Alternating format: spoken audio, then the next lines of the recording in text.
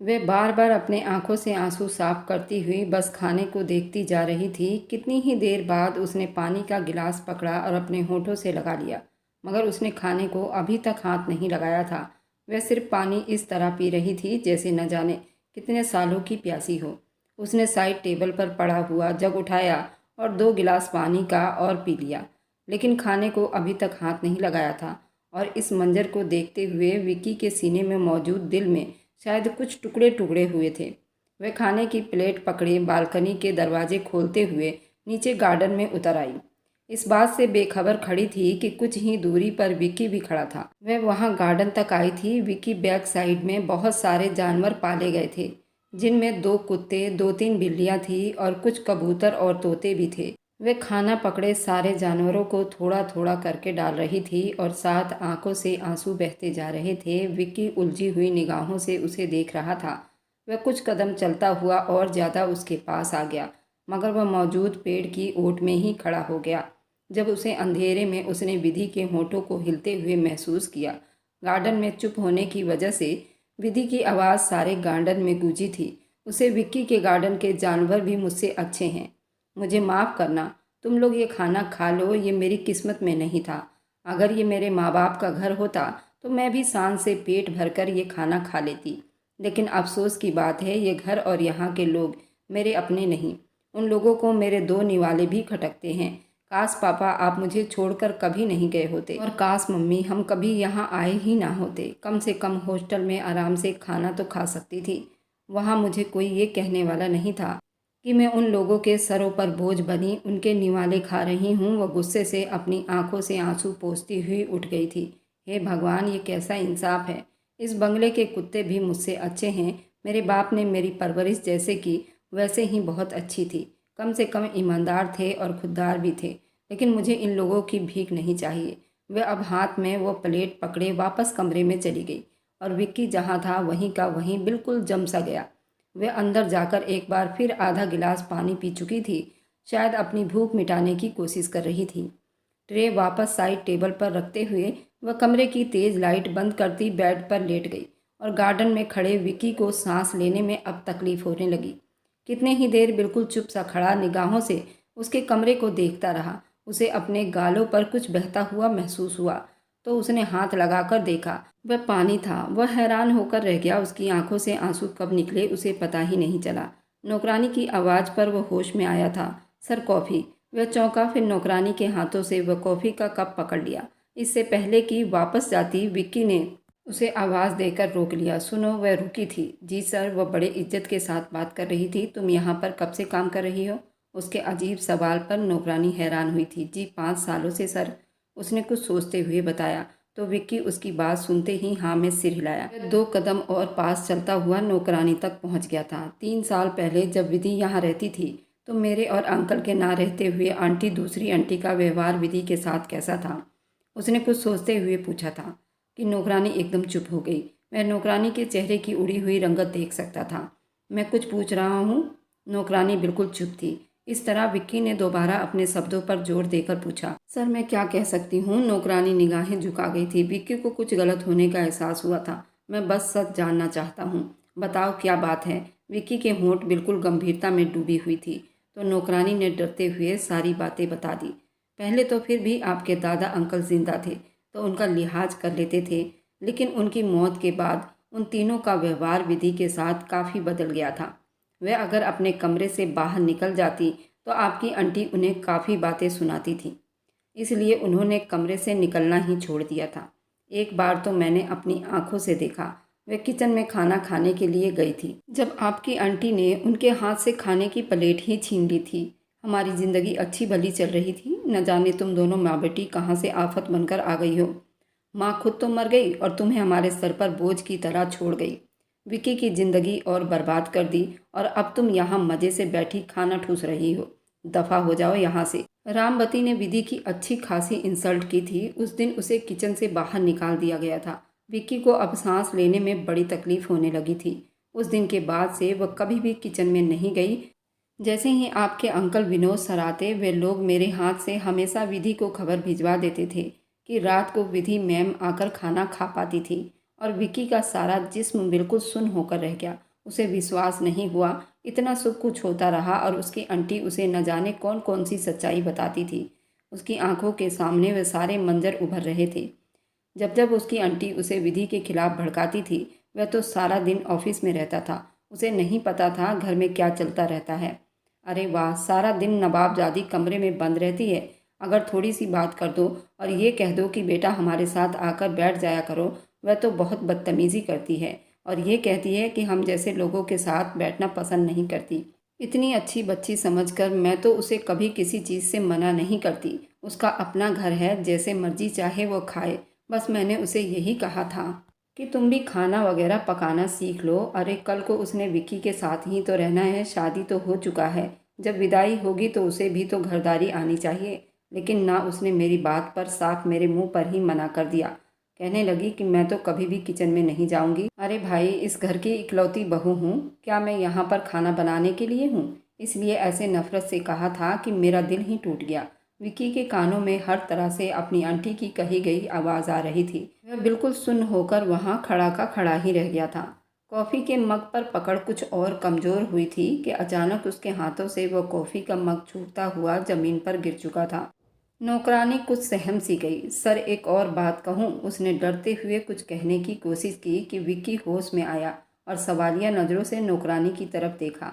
मैं नहीं जानती आप मेरी बात पर भरोसा करोगे या नहीं, लेकिन मैं खुद इस बात की गवाह हूँ। मैं जो कहूँगी सिर्फ सच कहूँगी। रुक्मणी मैम और रामवती मैम को बात करते सुना था। वे दोनों कमरे में बैठी कोई बात कर रही थी जब मैं उन दोनों के लिए कॉफ़ी बनाकर ले गई थी। वह ये कह रही थी कि विधि मैम की तरह से आपका दिल बुरा करके उन्हें इस घर से निकाल देंगी, क्योंकि रामवती मैम और रुक्मणी मैम दोनों ही चाहती हैं मुस्कान मैम की शादी आपसे हो जाए।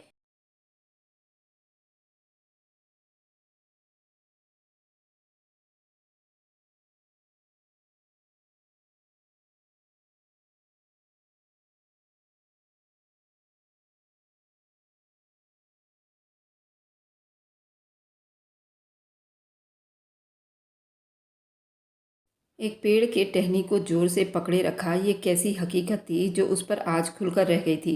आज उस नौकरानी ने सब कुछ खोलकर रख दिया था। दादा अंकल के होते बेगुनाह उनकी नवासी पर वे कोई भी जुल्म होता नहीं देख सकते थे। विक्की के कानों में धमाके हो रहे थे। विक्की के लिए एक नई किरण की शुरुआत हो चुकी थी। वह सीढ़ियाँ उतरता नीचे आया।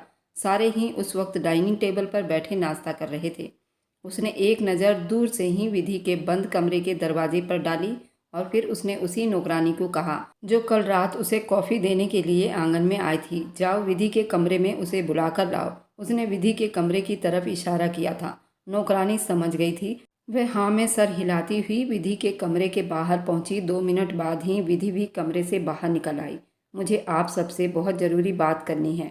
विक्की ने चुप्पी को तोड़ा। सब लोग खाना छोड़कर विक्की को देख रहे थे। मैंने एक फैसला किया है, वह काफ़ी गंभीरता से कह रहा था। सब हैरान हुए। आखिर वह किस फैसले की बात कर रहा था? आज और अभी मैं विधि को विदा करवा कर ले जा रहा हूँ। ये सब थे कि पिघलता हुआ शीशा जो वहाँ मौजूद हर आदमी के कानों में उतर रहा था। विधि भी सुन रह गई थी। उसे लगा वह अगली सांस नहीं ले पाएगी। लेकिन विक्की रुक्मणी ने गुस्से से कुछ कहने की कोशिश की जब वो उनकी बात बीच में ही काट गया था। ये मेरा अपना फैसला है और इस फैसले के बारे में आपको बता देना चाहता हूँ। मेरा काम था और ज़्यादा किसी के सवाल का कोई जवाब देना नहीं चाहता हूँ, तो कोई मुझसे इसकी वजह ना पूछे तो ठीक रहेगा। तुम यहाँ बैठो, नाश्ता करो। आखिरी बार उसने बड़ी गुस्से में कही थी। विधि जो बड़ी अविश्वास के साथ फटी फटी निगाहों से उसे देख रही थी, वह जैसे डर ही गई थी।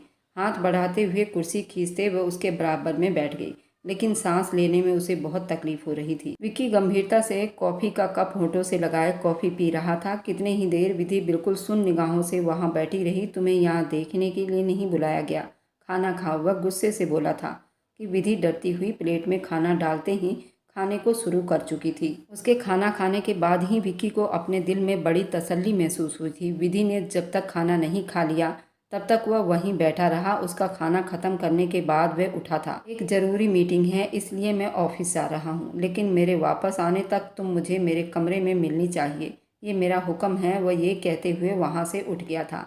और रुक्मणी व विधि को कच्चा चबा जाने वाली नज़रों से देख रही थी। विधि अपने मरे मरे भारी कदम उठाती हुई वहां से उठी और दोनों मामियों के आंखों के सामने से गायब हो गई। वह वापस कमरे में आई और कमरे को बंद किया, वहीं ज़मीन पर बैठती चली गई। उसके बाद वह खुलकर रोई थी। विक्की ने खुद उसके किरदार पर उंगली उठाया था। अब शायद उसको ये निचोड़ कर रख देने वाला था। उसे कुछ समझ नहीं आ रही थी। 4 घंटे बीत गए थे। उसने दरवाज़ा नहीं खोला था। वह जानती थी कि अब उसने दरवाज़ा खोला तो मामिया और मुस्कान उन तीनों में से कोई एक जान ही ले लेंगी। और बाहर आंगन में ही तीनों लाचारी से बैठी एक दूसरे को देख रही थी। एक बार उस लड़की को मेरे सामने आने दो, उसकी जान ले लूँगी। रुक्मणी मैम जले पैर की बिल्ली की तरह आंगन में चक्कर काटते हुए गुस्से से कह रही थी। उससे ज़्यादा बुरा हाल तो मुस्कान का था। बड़ी मम्मी, आपने कहा था कि विक्की की पत्नी सिर्फ मैं बनूंगी। उसने भी बड़ी विश्वास के साथ सवाल पूछा था। फिक्र मत करो, मैं उस लड़की को यहाँ से हर हाल में बाहर निकाल कर ही दम लूँगी। वह अभी ये सब बातें कर ही रही थी जब आंगन के दरवाजे से विक्की अंदर दाखिल हुआ था। और उन सबको एक साथ देखते हुए वह भी इतने गुस्से में तो उसने सवाल किया था, आप सबको क्या हुआ है? उसने ऐसे पूछा जैसे कुछ जानता ही ना हो। तुम ऐसा कैसे कर सकते हो विक्की? उस जाहिल गंवार लड़की को तुम अपनी पत्नी की हैसियत कैसे दे सकते हो? रुक्मणी मैम ने कुछ सख्ती से पूछा था। विक्की के चेहरे पर ऐसा कोई फ़र्क दिखाई नहीं दे रहा था। मैं आपसे पहले भी कह चुका हूँ आंटी, मैं किसी को भी वजह बताना ज़रूरी नहीं समझता। और कौन सी लड़की मेरी ज़िंदगी में शामिल होगी उसका फ़ैसला तो मैं ही करूँगा। वैसे कहाँ है आपकी बहू? उसने जानबूझकर ये शब्द बहू का इस्तेमाल किया था। रुक्मणी का कलेजा तक जल उठा था। अपने कमरे में बंद बैठी है, वह तुम्हारे कमरे में नहीं जाएगी, तुम अच्छे से जानते हो। रुक्मणी ने जैसे हकीकत को सामने करने की कोशिश की थी। ऐसे कैसे? बड़ी आराम से कहता हुआ उठा और विधि के कमरे तक आया था। कमरे का दरवाज़ा खटखटाया। वह जो बेड पर बैठी हुई गहरी सोचों में डूबी हुई थी, वह चौंक गई। उसके अंदर एक डर की लहर उतर गई थी। दरवाज़ा 2 बार नॉक हुआ था। वह कुछ नहीं बोली। तुम बाहर आ रही हो या मैं अपने तरीके से अंदर आ जाऊं? उसका सिर्फ एक ही आवाज़ काफ़ी था कि विधि डरती हुई दरवाज़ा खोल चुकी थी। वह कमरे में दाखिल हुआ और विधि डर से 2 कदम पीछे हटी थी। चाहे तुम भूल गई हो कि मैं जाने से पहले कह गया था कि तुम मुझे शाम को मेरे कमरे में मिलो। तुम यहाँ क्या कर रही हो? वह सख्ती से कहता हुआ उसकी तरफ कदम बढ़ाने लगा और वह डरती हुई 2 कदम पीछे हट गई। उसके चेहरे पर साफ पानी के बूंदे दिखाई दे रहा था। मुझे आपके साथ नहीं, उसके शब्द मुंह में ही अटके थे जब विक्की की उंगली उसके होंठों तक आ चुकी थी। तुम क्या सोचती हो? ये जरूरी नहीं, जो मैंने कह दिया वही होगा। फैसला हो चुका है। इतना कहते के साथ वो बिना उसकी बात सुने, उसे कोई मौका दिए, उसको बाजू से पकड़कर कमरे से बाहर निकाल चुका था। उन तीनों ने अपनी आंखों से देखा। विक्की उसकी बाजू पकड़े उसे जबरदस्ती अपने साथ लिए सीढ़ियां चढ़ गया और बड़ी अविश्वास और फटी फटी निगाहों से उसे देखते हुए अपना हाथ उसके हाथ से छुड़वा रही थी। लेकिन विक्की की पकड़ सख्ती से वह उसे अपने कमरे में ला चुका था। कमरे में दाखिल होने के बाद उसने दरवाज़ा बंद किया और विधि का हाथ छोड़ दिया। डरती हुई 2 कदम पीछे हो गई थी। वह उसकी तरफ बढ़ता जा रहा था और वह पीछे खिसक रही थी। मुझसे दूर हो, वह डर में रोती हुई परेशानी में बोले जा रही थी। विक्की के चेहरे पर ना चाहते हुए मुस्कुराहट फैली हुई थी। वह उसे छोड़कर अपने अलमारी के तरफ बढ़ गया। वहां से अब कोई फाइल बाहर निकाल रहा था। विधि पूरी हैरान होकर वहीं कमरे में खड़ी की खड़ी रह गई। जब वह उसके सामने आकर खड़ा हुआ, यहाँ साइन करो। इस बार उसका शब्द कुछ नॉर्मल था और विधि उसे बहुत हैरान होकर उसके हाथ में पकड़ा हुआ उस फाइल को देख रही थी। ये क्या है? ये उसने डरते हुए पूछा। जितना कहा उतना करो, वरना मुझसे बुरा कोई नहीं होगा। वह अगले ही पल गुस्से में गरज रहा था और विधि ने डरते हुए बिना देखे बिना पढ़े साइन कर दिए। वह नहीं जानती थी वो क्या था। क्या ये डिवोर्स पेपर है? उसने कुछ उम्मीद से पूछा था। विक्की के होठों को तेज मुस्कुराहट ने छुआ था। इतनी गलतफहमी तुमने अपने दिमाग के अंदर भरा है। मैंने पहले भी कहा था तुम्हें डिवोर्स नहीं दूंगा, मतलब कि नहीं दूंगा। गुस्से से कहते हुए उसको हैरान करते हुए वॉशरूम में जाकर बंद हो गया और वह वहीं कमरे के बेड पर पास ही खड़ी रह गई। 2 मिनट के बाद वह बाहर निकला, अब अपना कोट उतारते हुए सोफे पर फेंक चुका था। इधर आओ मेरे पास। वह बेड तक पहुंचकर उसे गुस्से में हुक्म दे रहा था। विधि अंतर तक कांप कर रह गई थी। मैंने कहा ना इधर आओ। वह और ज़्यादा गुस्से से बोला था कि विधि डरती हुई 2 कदम उसके तरफ बढ़ी। यहाँ बैठो, उसे अपने पास बेड पर बैठने को कह रहा था और विधि डरती जा रही थी। मैंने कहा यहाँ बैठो, तुम्हें एक बार समझ नहीं आती? उसका हाथ पकड़े उसे खींचकर अपने पास बिठा चुका था कि विधि डरती हुई उससे दूर खिसकने की कोशिश करने लगी, मगर वह उसे कमर से पकड़े अपने करीब कर चुका था और विधि डरती जा रही थी। वह गुस्से से आंखें मीच गई थी और उसके उन बंद आंखों को देखते हुए विक्की ना चाहते हुए भी खुलकर मुस्कुराया था। फिर वह उसके कान के पास झुका था। अभी तुमने जिस पेपर पर साइन किए थे ना, वे विक्की के पूरे दौलत की पेपर थी, जो कि वह विक्की अब तुम्हारे नाम कर चुका है, इसलिए मैंने उसे तुम्हारे नाम ट्रांसफ़र कर दिया है। ये सब थे कि पिघलता हुआ शीशा जो विधि के कानों में उतरे थे। उसने बड़ी अविश्वास से आंखों को खोला था। विक्की को देखा, उसे बिल्कुल ही विश्वास नहीं हो पा रहा था और फटी फटी निगाहों से वह विक्की को देख रही थी। उसे लगा शायद वह मजाक कर रहा है। ये कैसा मजाक था, वे आखिर बोल उठी। और विक्की इस बार खुलकर मुस्कुराया था और ज़िंदगी में पहली बार उसने विक्की को इतनी खूबसूरती से मुस्कुराते हुए देखा था। तुम्हें लगता है कि मैं मजाक कर सकता हूँ? उसने सवाल पूछा। विधि का दिल धड़कने लगा था। ये सब मजाक नहीं, आज से तुम इस सारे घर की मालकिन हो। उसके चेहरे पर से बाल एक साइड करते हुए उसके कानों से जैसे वह अपना एक एक शब्द सच कहते हुए उसे अपने ऊपर विश्वास दिलवा रहा था। लेकिन ऐसा कैसे हो सकता था? वह फटी फटी निगाहों से अब भी विक्की को देख रही थी। उसे इतना बड़ा शॉट लगा कि वह हैरान रह गई। वैसे क्यों नहीं हो सकता? ये मेरी प्रॉपर्टी है, मैं जहाँ चाहूँ जिसके नाम चाहूँ उसके नाम कर सकता हूँ। और आज के बाद तुम्हें किसी से डरने की ज़रूरत नहीं है। तुम इस पूरे घर की मालकिन हो। तुम इस सारे घर में जहाँ चाहे वहाँ रह सकती हो और सुकून से किचन में जाकर अपनी मर्जी का खाना बनाकर भी खा सकती हो। उसने हर बात अब की बार बड़ी प्यार से कही थी कि विधि के आंखों में बहुत तेजी से आंसू आ चुके थे। वे अपना चेहरा मोड़कर अपनी आंखों से निकलने वाली नमी साफ करने लगी। ऐसा लगा जैसे किसी ने उसकी चोरी पकड़ ली थी। वह कैसे जान सकता था? और उसका ये रोना विक्की को तकलीफ दे गया था। वह अगले ही पल उसे खींचे अपने साथ लगा चुका था। विधि बिल्कुल सुन्न रह गई थी। मुझे बंगला नहीं चाहिए। आपने ऐसा क्यों किया? मेरी मामियाँ मुझे और ज़्यादा गुस्सा हो जाएंगी। प्लीज़ आप वापस ले लीजिए ये सब। वह बार बार उसे बोल रही थी। तुम्हें क्या फ़र्क पड़ता है? जो कहता है उसे कहने दो। मेरी प्रॉपर्टी थी, मेरी मर्जी, मैं जिसके नाम करूं। आज से ये सारा बंगला तुम्हारा हो चुका है। अगर तुम चाहो तो बेशक सारी प्रॉपर्टी को आग लगा दो। तुम्हें कोई भी कुछ भी कहने की हिम्मत नहीं कर सकता, क्योंकि अब ये सारी दौलत की तुम अकेली मालकिन हो। इस बार उसके शब्द में नरमी थी। अब वो गुस्से से बात नहीं कर रहा था और विधि पर हैरानियों के पहाड़ टूटते जा रहे थे। लेकिन आपने ऐसा क्यों किया? वह फटी फटी निगाहों से विक्की को देख रही थी। विक्की थोड़ा सा उसके करीब हुआ था, इतना कि उसके चेहरे पर विक्की की झुलसती सांसें पड़ने लगी। वह खुद डर से आंखें बंद कर गई।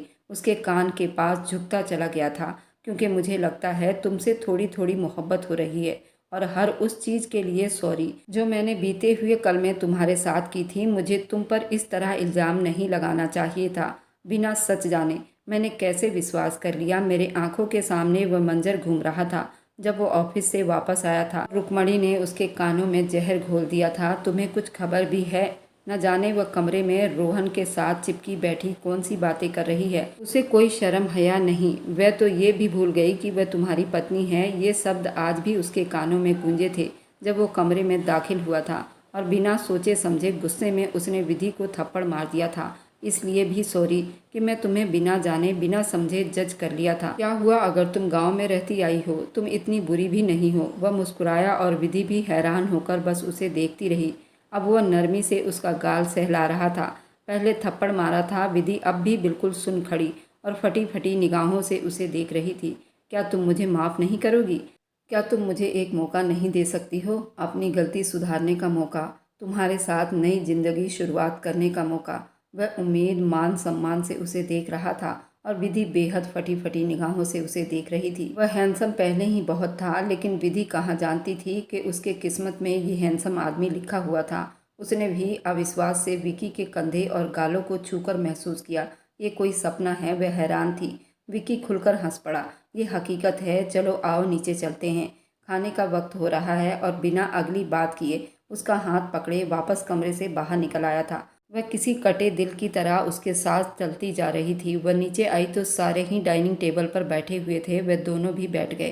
खाना बिल्कुल चुप्पी के साथ खाया गया था। वह तीनों औरतें बस विधि को कच्चा चबा जाने वाली निगाहों से देख रही थी। खाना खाने के बाद सारे ही आंगन में बैठे चाय पी रहे थे जब आंगन के दरवाजे से रोहन दाखिल हुआ।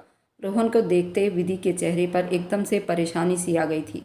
क्या बात है आंटी, आपने मुझे बुलाया था? उसने रुक्मणी को देखते हुए पूछा तो वह हैरान हुई।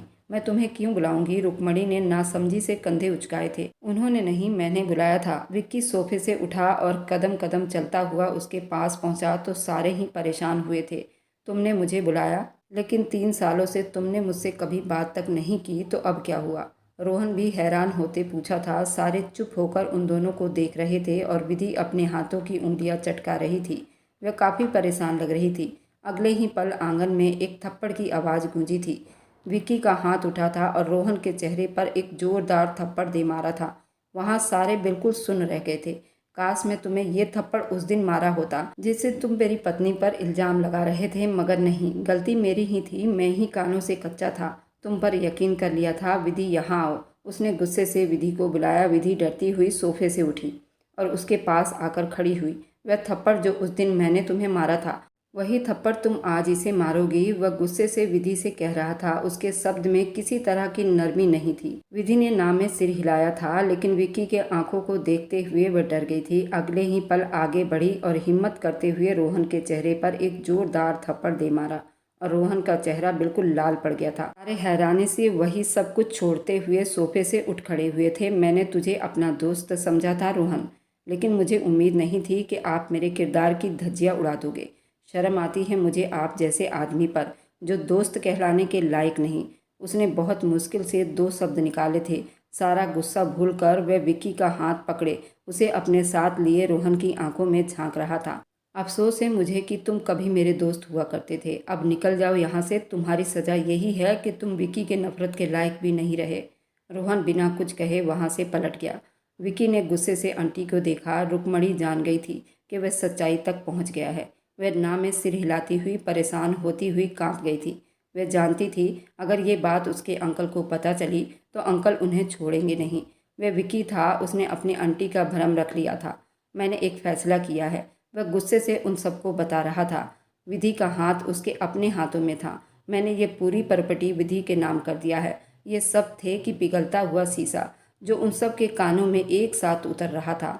वह सारे के सारे विक्की को आश्चर्य से देख रहे थे। क्या तुम होश में तो हो? सबसे पहले रुक्मणी और फूलवती ने सवाल पूछा था। बिल्कुल होश में हूँ आंटी, और इतना ही नहीं, मैंने सारे बिजनेस की पावर ऑफ अटर्नी भी विधि के नाम कर चुका हूँ। उसने एक और बम उन लोगों के सर पर फोड़ा था कि सारे फटी फटी निगाहों से उन दोनों को देख रहे थे। लेकिन बेटा, इन सब की ज़रूरत ही क्या थी? अंकल ने सवालिया निगाहों से पूछा। बस ऐसे ही, मुझे विधि के मामले में गलतफहमी हो गई थी, इसलिए मैंने उसकी रक्षा के लिए उनके नाम ये सारी प्रॉपर्टी कर चुका हूँ। कल को ये ना हो कहीं ये लोग मेरे ना रहते हुए विधि को यहाँ से धक्का ही देकर बाहर निकाल दे। इसलिए और अगले हफ्ते मैं अपने शादी की पार्टी कर रहा हूँ। अच्छा होगा आंटी, आप उसकी तैयारी करो, वरना फिर आप जानती हैं आपका विक्की कैसा है। वह आंखों ही आंखों में गुस्से से आंटी को वार्निंग किए विधि का हाथ पकड़े वापस कमरे में चला गया और रुक्मणी और फूलवती जहाँ थी वहीं की वहीं जम गई थी। विधि की बड़ी मामी वह सब कुछ छोड़ती हुई उसके पीछे भागी थी। वह तेज कदमों से चलती हुई उसके कमरे तक पहुंची थी। दरवाज़ा खुला था।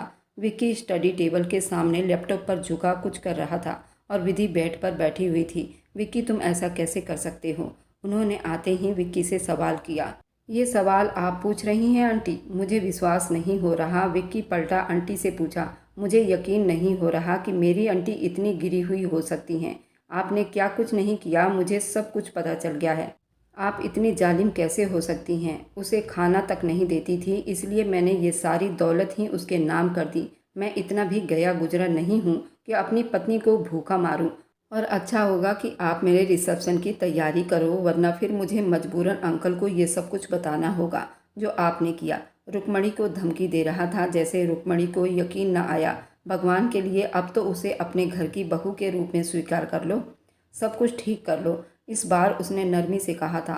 वह बस ना में सिर हिलाते हुए पलट गई। उनके जाने के बाद वह लैपटॉप वहीं बंद करता हुआ कमरे का दरवाज़ा बंद किए बेड तक आया और विधि के पास बैठ गया। आप ले लीजिए घर वापस, अपने नाम कर लीजिए, मुझे नहीं चाहिए, वह परेशान होती हुई बोली थी।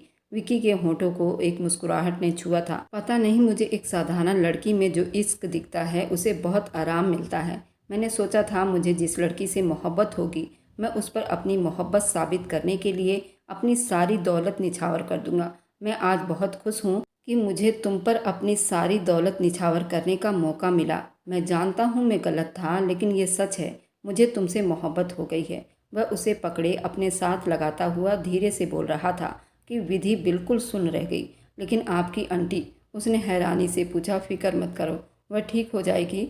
जब लालची इंसान के हाथों से सारी दौलत चली जाए तो फिर वह ठीक हो जाया करते हैं। उसके माथे पर होंठ रखते हुए धीरे से कह रहा था। विधि बड़ी हैरान होकर उसे देख रही थी। मैं आपसे कुछ कहना चाहती हूँ, उसने बहुत हिम्मत करते हुए कुछ कहने की कोशिश की तो विक्की ने सवालिया निगाहों से उसे देखा था। बस डिवोर्स मत मांगना। वह जैसे परेशान हुआ था। विधि ना चाहते हुए भी हंस पड़ी थी। नहीं, बात कुछ और है, वह कुछ झिझकते हुए बोली थी। विक्की हैरान हुआ। अच्छा, और क्या बात है? उसने बड़ी हैरान होकर पूछा। वह मैं कुछ कहने की कोशिश कर रही थी, लेकिन शब्द साथ नहीं दे रहे थे। जो भी कहना चाहती हो खुलकर कह सकती हो। विकी ने अपना दूसरा बाजू खोल लिया। दोनों हाथों से उसके हाथों को पकड़कर अपने सीने में दुबका चुका था। उसे अपने प्यार का एहसास दिलाया था। मैं नहीं जानती थी कब, लेकिन मुझे आपसे मोहब्बत हो चुकी है। शायद ये तब हुई थी जब मैं पहली बार यहाँ आई थी, या शायद जब नाना जी ने कहा था वो मेरी शादी आपसे करवाना चाहते हैं। शायद तब जब मैं आपकी पत्नी बनी थी। विक्की हैरान हुआ था। जब आपने कहा कि आप मुझे अपनी ज़िंदगी में शामिल नहीं करना चाहते तो मुझे बहुत दुख हुआ था। तो मैंने सोचा था कि अपनी मोहब्बत को हमेशा दिल में दफन कर लूँगी। बस आज न जाने मेरे अंदर कहाँ से हिम्मत आ गई। मैंने सोचा कि आपको बता दूँ। मुझे लगता है कि शायद आपको ये बात पता होनी चाहिए थी। वह इतनी मासूमियत से बोली थी कि विक्की अंदर तक जैसे उसका दीवाना हो गया था। अब उसे और ज़्यादा मजबूती से अपने सीने में दबाते हुए उसके माथे पर दोबारा से किस कर चुका था। धन्यवाद मुझ जैसे इंसान को अपनी मोहब्बत देने के लिए, लेकिन तुम मुझसे इतना डरती क्यों हो? उसे जैसे ये सवाल बेचैन कर गए थे। विधि ने एक परेशान सी नज़र से उसे देखा। बस मुझे आपके गुस्से से डर लगता है, वह बहुत मासूमियत से बोली थी। विक्की को उस पर टूट कर प्यार आया था। मेरा तुमसे वादा है, अब मैं कभी तुम पर गुस्सा नहीं करूँगा। उसके बालों में उंगलियां चलाते हुए उसे अपने सीने से लगाए धीरे से बातें कर रहा था। विधि ने गहरी सांस ली। एक सुकून का सांस हवा में छोड़ा था। वह खुलकर मुस्कुराई थी। उसे उम्मीद नहीं थी वह उस आदमी की पत्नी के रूप में खरी उतर पाएगी। इस बात में बिल्कुल भी झूठ नहीं था कि जब भगवान देता है तो बिल्कुल छप्पर फाड़ कर देता है। जहाँ उस इंसान को बिल्कुल भी उम्मीद नहीं होती, उस दिन से विक्की और विधि दोनों एक दूसरे के लिए जीते थे और उन दोनों में आपस में टूटकर मोहब्बत थी। और मेरी वीडियो जहां कहीं से भी आप लोग देखते हैं, कमेंट में अपने शहर और राज्य का नाम ज़रूर बताइए। मुझे आप लोगों के कमेंट पढ़ने में बहुत आनंद आता है और उन सभी का मैं बहुत बहुत धन्यवाद करना चाहती हूँ जो लोग मेरी वीडियो को देखते हैं, लाइक करते हैं और शेयर करते हैं। अगर आपको आज की कहानी पसंद आई है तो वीडियो को ज़रूर लाइक कीजिएगा और अपने दोस्तों के साथ शेयर भी कीजिएगा। और हाँ, अगर आपने अभी तक हमारे चैनल को सब्सक्राइब नहीं किया है तो ज़रूर सब्सक्राइब कर लें। मिलते हैं हम अपनी कल की एक और नई दिलचस्प कहानी के साथ। मुझ पर सदा अपना प्यार और स्नेह बनाए रखें। सभी को मेरा प्यार भरा नमस्कार दोस्तों। खुश रहें, स्वस्थ रहें, मस्त रहें।